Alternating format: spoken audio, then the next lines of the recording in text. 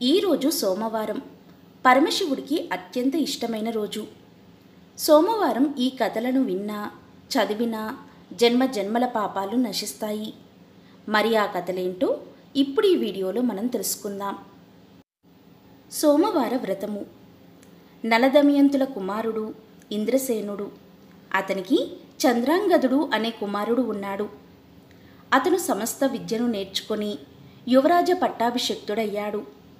అతనికి చిత్రకర్ముడు అనే రాజు తన కుమార్తెైన సీమంతినిచ్చి వివాహం చేశాడు. చంద్రాంగదుడు అత్తగారింట్లో కొన్నాళ్ళు ఉన్నాడు. ఒకరోజు యమునా నదిలో నౌకా విహారం చేయడానికి మిత్రులతో కలిసి వెళ్ళాడు. పెద్ద గాలి వచ్చి పడవ తిరగబడి అందరూ నీలపాలు అయ్యారు. చిత్రకర్ముడు చంద్రాంగదునికై వెతకడం ప్రారంభించాడు. అయినా లాభం లేకపోయింది. విచారంతో ఇంటికి వెళ్ళి కుమార్తెకు అలంకారాలన్నీ తీసివేశాడు. ఆమె వితంతువు వేషంతో ఉంది.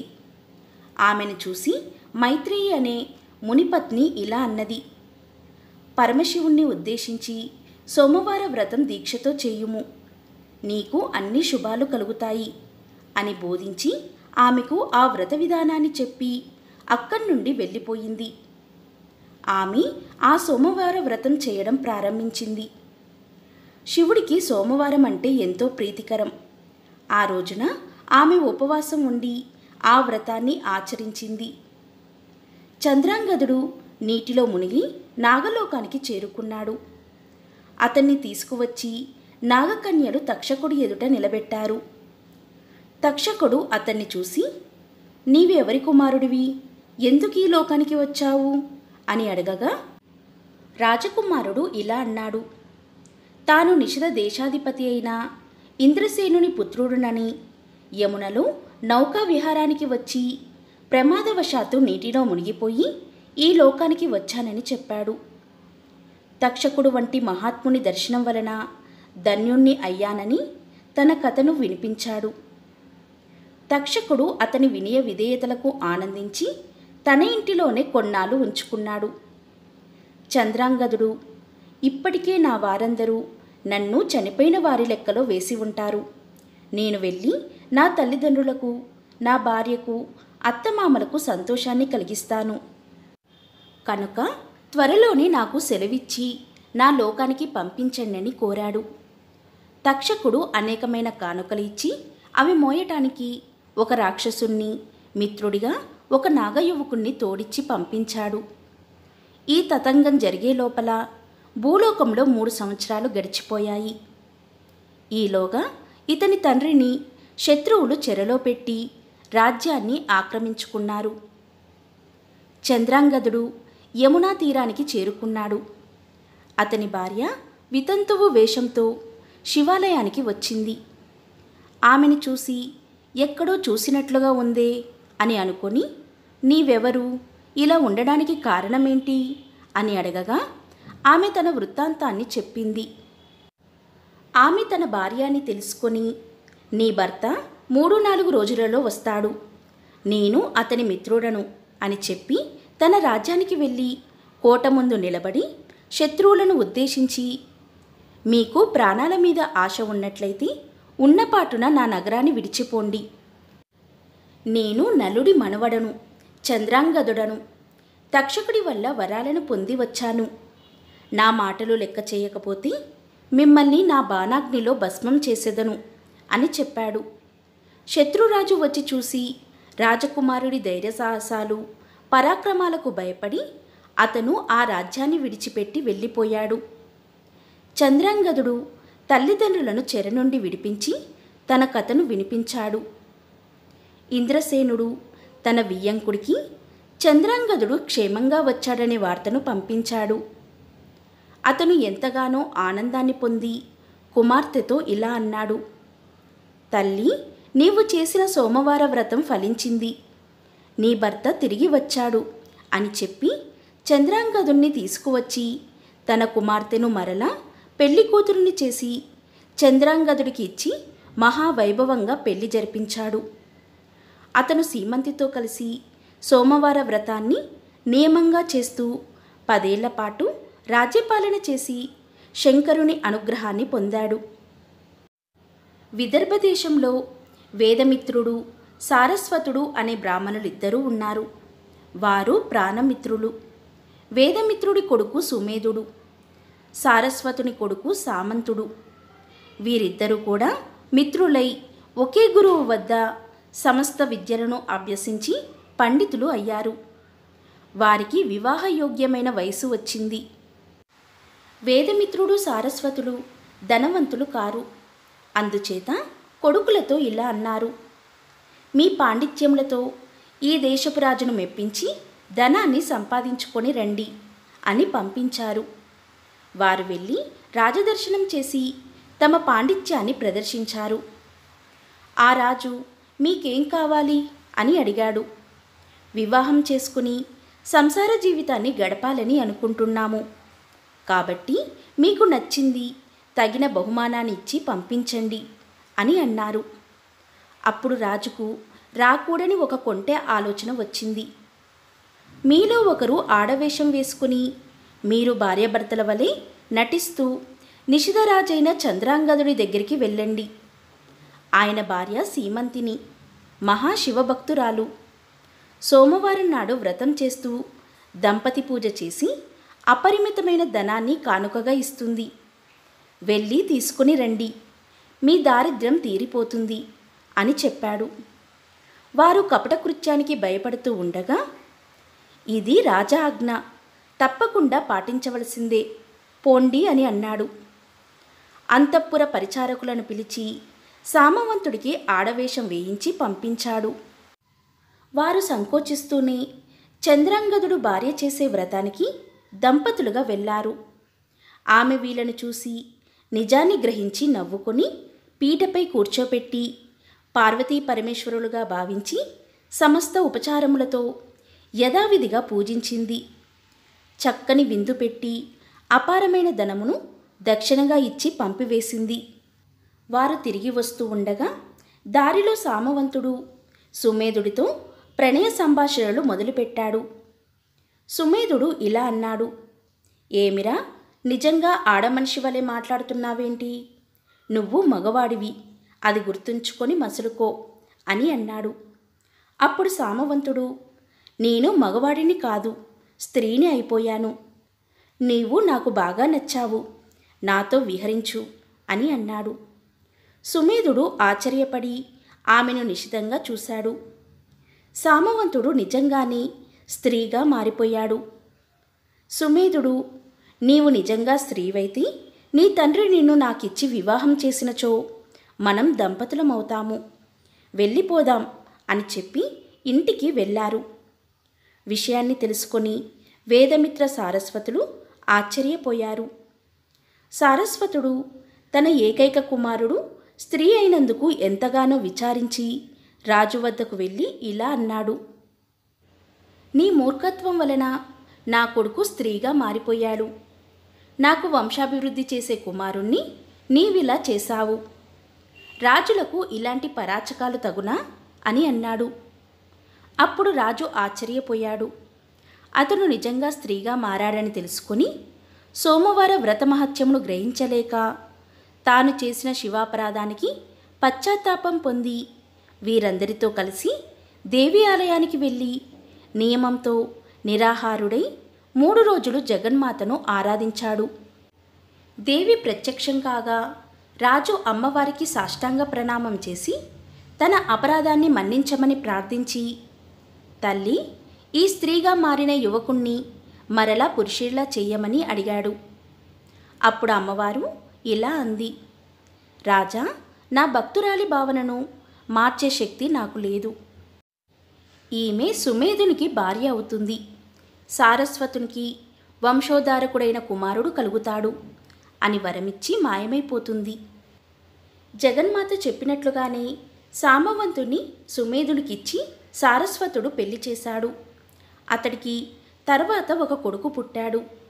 వారు పరమ సంతోషభరితులయ్యారు. భద్రాయువు చరిత్ర. పూర్వం అవంతి దేశంలో ఒక బ్రాహ్మణుడు నివసిస్తూ ఉండేవాడు. అతడు కులధర్మాన్ని విడిచి వేషాలోలుడై ఉండేవాడు. ఒకరోజు వేశ్య ఇంటికి ఋషభుడు అనే శివయోగి వచ్చాడు. వారిద్దరూ కలిసి ఆయనకు పరమభక్తితో సేవలు చేసి పిండి వంటలతో భోజనాన్ని పెట్టి పరిచర్యలు చేశారు. ఆయన వీళ్ళను దీవించి వెళ్ళిపోయాడు. తర్వాత కొంతకాలానికి బ్రాహ్మణుడు మరణించి దశాన్న దేశపు భార్య కడుపున పుట్టాడు. ఆమె సవతులు ఆమెకు విషం పెట్టారు, కానీ ఆమె చావలేదు. తర్వాత కొద్ది నెలలకు ఆమె ఒక మగబిడ్డకు జన్మనిచ్చింది. విషప్రభావంచి ఆ తల్లి కొడుకుల దేహం నుండి వ్రణములు పుట్టి అవి పెద్దగా అయ్యాయి. రాజు ఎన్నో చికిత్సలు చేయించాడు, కానీ తగ్గలేదు. రాజు ఎంతగానో విసిగిపోయి తల్లి కొడుకులను అడవిలో విడిచిపెట్టి వెళ్ళిపోయాడు. ఆ సమీప మార్గంలో సంపన్నుడైన పద్మాకరుడనే వైశ్యుడు ఉన్నాడు. అతని ఇంటిలోని ఒక దాసి వారిని చూసి తన యజమాని దగ్గరికి తీసుకువెళ్ళి వాళ్ళకి రక్షణ కల్పించమని ప్రార్థించింది. అతడు అందుకు అంగీకరించి తన ఇంట్లోనే ఉంచుకొని వైద్యం చేయించడం మొదలుపెట్టాడు. ఒకరోజు వ్రణముల బాధతో రాజకుమారుడు మరణించాడు. రాజపత్ని ఏడుస్తూ ఉండగా శివయోగి ఋషభుడు వారి ఇంటికి వచ్చాడు. అతడు రాజపత్నిని ఎంతగా ఓదార్చినా కూడా ఆమె శాంతించలేదు. అప్పుడా యోగి భస్మమును ఆ బాలుడిపై చల్లి బ్రతికించాడు. తర్వాత ఆ భస్మం అంటిన చేతితో ఆ తల్లి కొడుకుల శరీరాలను తాకాడు. వారి వ్రణములు పోయి ఆరోగ్యవంతులయ్యారు. పద్మాకరుడికి ఒక కుమారుడు కలిగాడు. అతడు రాకుమారుడు ప్రాణస్నేహితులై మెలుగుతూ గురువుల వద్ద తమ తమ కులాలకు తగిన విద్యను శ్రద్ధాభక్తులతో అభ్యసించారు. ఒకరోజు ఋషభుడు ఆ రాకుమారుడి వద్దకు వచ్చాడు. అతడు చదివిన చదువులను పరీక్షించదలుచుకున్నాడు. నాయనా, నీకు శివారాధన చేసే విధానాన్ని, శివకవచాన్ని బోధిస్తాను. వాటితో పరమశివుణ్ణి ఆరాధించు. నీకు సర్వత్రా జయం కలుగును అని ధనుర్బాణాలను, ఖడ్గాలను ఇచ్చాడు. భద్రాయువు నియమనిష్టలతో పరమశివుణ్ణి ఆరాధించాడు. శివానుగ్రహం వలన అపూర్వ శక్తులు లభించాయి. ఇంతలో దశాన్న దేశపు రాజైన వజ్రబాహునిపై శత్రువులు దండెత్తి ఓడించి బంధించారు. రాజ్యాన్ని ఆక్రమించుకున్నారు. ఆ సంగతి తెలుసుకున్న భద్రాయువు పద్మాకరుని అనుమతి తీసుకొని వెళ్ళి ఏకాంగ వీరుడై శత్రువులతో తన పరాక్రమంతో విజృంభించాడు. శివకవచ ప్రభావం వలన శత్రువులు ప్రయోగించిన అస్త్రశస్త్రాలు అతని శరీరానికి తాకి విఫలమయ్యాయి. ఇతను వారందరినీ సంహరించి శత్రురాజును బంధించి సింహాసనమును ఆక్రమించాడు. వెంటనే చెరసాలలో ఉన్న తల్లిదండ్రులను విడిపించి ఆ సింహాసనంపై తండ్రిని కూర్చోబెట్టాడు. వజ్రబాహుడు ఇలా అన్నాడు: నాయనా, నువ్వెవరివో నాకు తెలియదు, కానీ నాకు చేసిన మహోపకారమునకు నేను, నా రాజ్యంలోని ప్రజలు రుణపడి ఉన్నాము అని పలుకుతూ ఉండగా శివయోగి అక్కడికి వచ్చి, రాజా, రోగగ్రస్తులని పూర్వము నీవు అడవిలో విడిచిపెట్టావే నీ భార్యాపుత్రులను, ఆ పుత్రుడే ఈ పుత్రుడు. నీ భార్య ఉత్తముడు అయిన పద్మాకరుని రక్షణలో ఉంది అని చెప్పగా రాజు ఎంతగానో సంతోషించి కొడుకును కౌగిలించుకున్నాడు. రాణిని కూడా పిలిపించి వారితో సుఖంగా ఉన్నాడు. శివయోగి చంద్రాంగదుడితో, నీ కుమార్తె కీర్తిమాలినికి యోగ్యుడైన వరుడు అతడే, కావున అతడికిచ్చి వివాహం చేయమని చెప్పాడు. పూర్వజన్మలో వేశ్యయి ఉన్నా కూడా శివయోగిని సేవించిన పుణ్యం వలన చంద్రాంగదునికి ఆమె కుమార్తెగా పుట్టింది. ఆ సంగతి తెలిసి శివయోగి వారిద్దరికీ పెళ్లి జరిపించాడు. భద్రాయువు తన రాజ్యానికి తిరిగి వచ్చాడు. ప్రజలను కన్నతండ్రి వలె పరిపాలిస్తూ ఉన్నాడు. ఒకరోజు భార్య అయిన కీర్తిమాలినితో కలిసి అరణ్యం నందు విహరించడానికి వెళ్ళాడు. అక్కడొక బ్రాహ్మణ దంపతులు వచ్చి రాజును దర్శించి వెళ్తున్నారు. వారిని ఒక పెద్ద పులి తరుముకుంటూ వచ్చింది. వాళ్ళు భయంతో ఆర్తనాదాలు చేశారు. భద్రాయువు పరిగెత్తుకుంటూ వెళ్ళి ఆ పులిని బాణాలతో కొట్టాడు. అయినా అది చనిపోలేదు. వివిధ శస్త్ర అస్త్రాలను ప్రయోగించాడు, కానీ అవేవి ఆ పులిని ఏమీ చేయలేకపోయాయి. పులి వచ్చి బ్రాహ్మణ స్త్రీని పట్టుకొని చంపి తినేసింది. బ్రాహ్మణుడు బోరు బోరున ఏడుస్తూ, రాజా, నీవు ప్రజలను కాపాడలేకపోయావు. నీ రాజరికం ఎందుకు? ఇప్పుడు నా భార్య పులినోట పడి మరణించింది. నాకు యజ్ఞాది హోత్రాదులు సాగడమెలా? అందుచేత నీ భార్యను నాకిచ్చిపో అని అన్నాడు. ఆ మాటలు విని రాజు ఆశ్చర్యపడి, ఓయి బ్రాహ్మణ, నీవు అన్ని ధర్మాలు తెలిసిన వాడివి, పరుడి భార్యను కోరవచ్చునా అని అడగగా అతను ఆ మాటలను వినిపించుకోకుండా ఏడుస్తూనే ఉన్నాడు.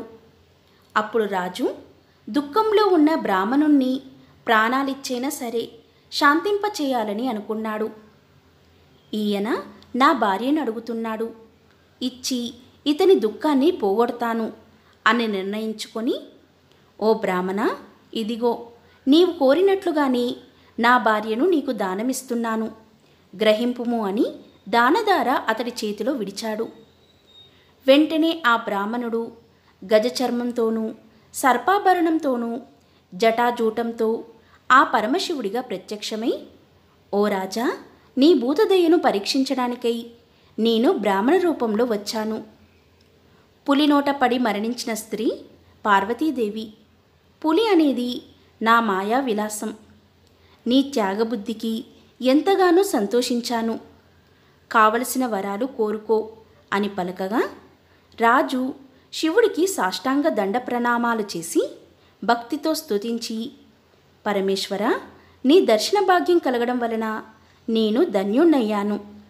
నన్ను, నా భార్యను, నా తల్లిదండ్రులను, నన్ను పెంచిన పద్మాకర దంపతులను కూడా నీ గణములలో చేర్చుకొని సర్వదా నీ సన్నిధ భాగ్యమును మాకు ప్రసాదించుము అని వేడుకున్నాడు. ఇంతలో మాలిని వచ్చి నమస్కరించి, దేవదేవా, నా తల్లిదండ్రులకు కూడా నీ సాన్నిధ్యమును ప్రసాదించుము అని అడిగింది. పరమేశ్వరుడు వారికి ఆ వరాలు ఇచ్చి అదృశ్యమయ్యాడు.